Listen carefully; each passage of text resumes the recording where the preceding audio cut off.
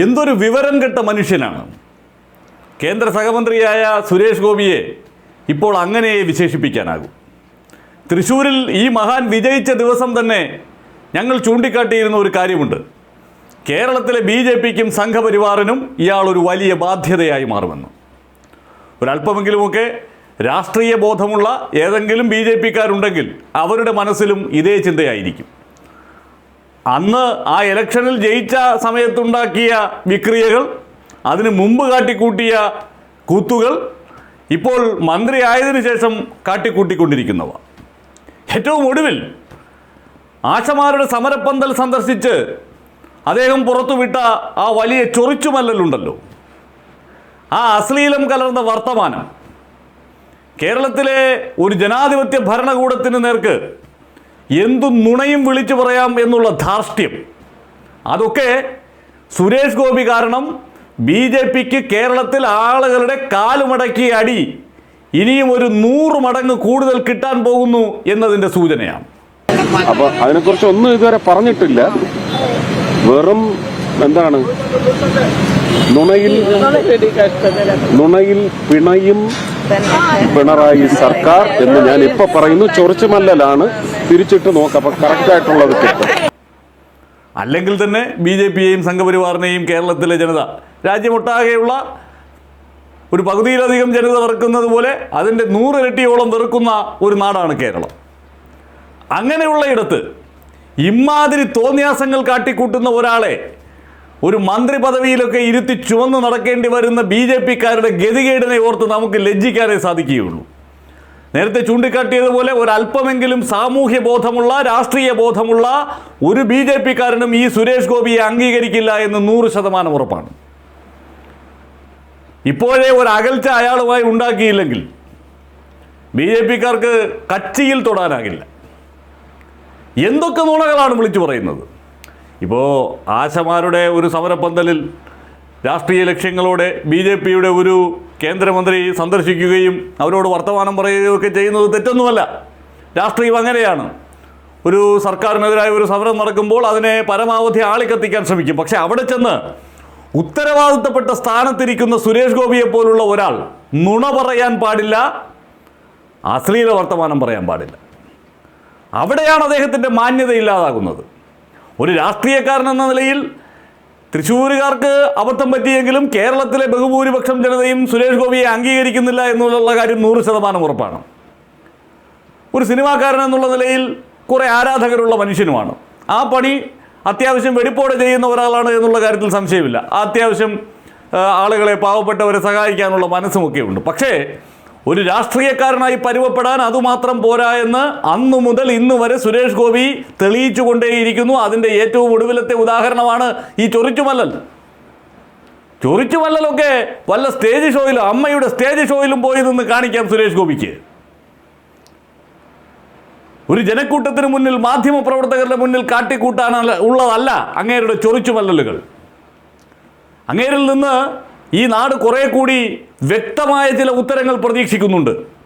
ഒരു കേന്ദ്രമന്ത്രി എന്നുള്ള നിലയിൽ, ഈ ആശമാരുടെ സമരത്തിൽ ഇടപെട്ടയാൾ എന്നുള്ള നിലയിൽ. യഥാർത്ഥത്തിൽ കേന്ദ്ര ആരോഗ്യമന്ത്രി JP നദ്ദയ്ക്കെതിരെ വരെ അവകാശ ലംഘനത്തിന് നോട്ടീസ് കൊടുത്തിരിക്കുന്ന ഒരു സാഹചര്യമുണ്ട്. ഈ ആശമാരുടെ വിഷയവുമായി ബന്ധപ്പെട്ട് CPIയുടെ അംഗം P. സന്തോഷ് കുമാർ, അദ്ദേഹം അവകാശ ലംഘനത്തിന് നോട്ടീസ് കൊടുത്തിരിക്കുകയാണ്. തെറ്റിദ്ധരിപ്പിച്ചു, കള്ളം പറഞ്ഞു എന്നുള്ള കാര്യത്തിന്.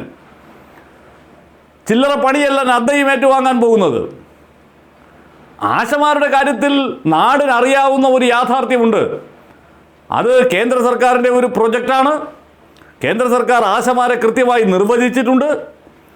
ആശമാർ സ്ത്രീകളായിരിക്കണം, ആശമാർ വോളണ്ടിയർമാരായിരിക്കണം എന്നുള്ളത് സുവ്യക്തമായി ആ നിയമത്തിൽ എഴുതി വച്ചിട്ടുണ്ട്. അപ്പോൾ സുരേഷ് ഗോപിയെ പോലുള്ള ഒരാൾ ആ ആശമാരുടെ മുന്നിൽ വന്നതെന്ന് പറയുകയാണ് വീണ ജോർജും ശിവൻകുട്ടിയും വിചാരിച്ചാൽ കാര്യങ്ങളൊക്കെ ഭംഗിയായി നടക്കുമെന്ന്.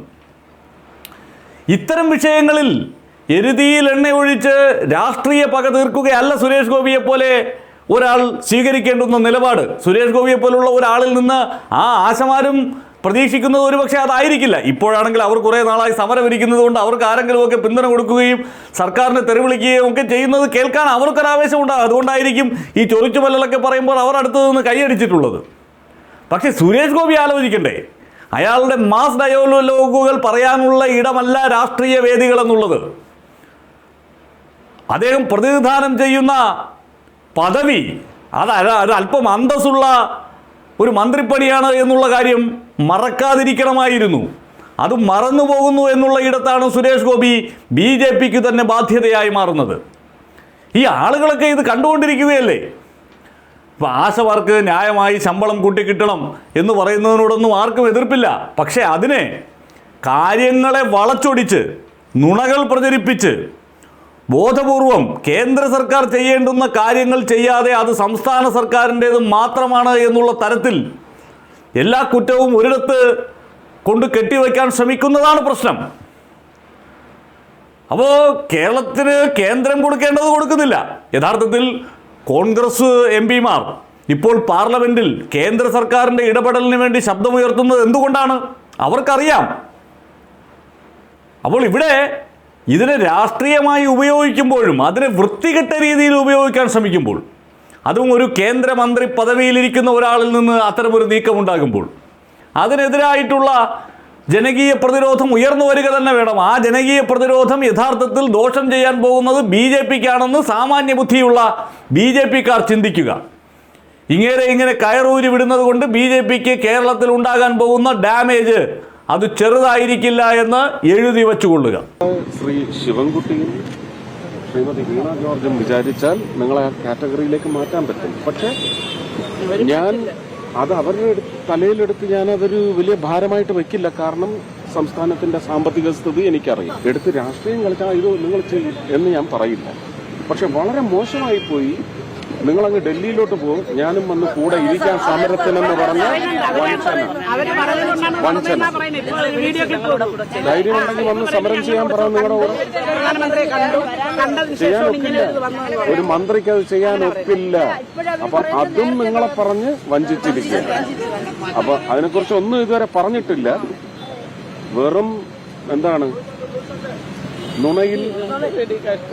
നുണയിൽ പിണയും പിണറായി സർക്കാർ എന്ന് ഞാൻ ഇപ്പൊ പറയുന്നു. ചൊറിച്ചുമല്ലലാണ്. തിരിച്ചിട്ട് നോക്കാം, അപ്പൊ കറക്റ്റ് ആയിട്ടുള്ളത് കിട്ടും.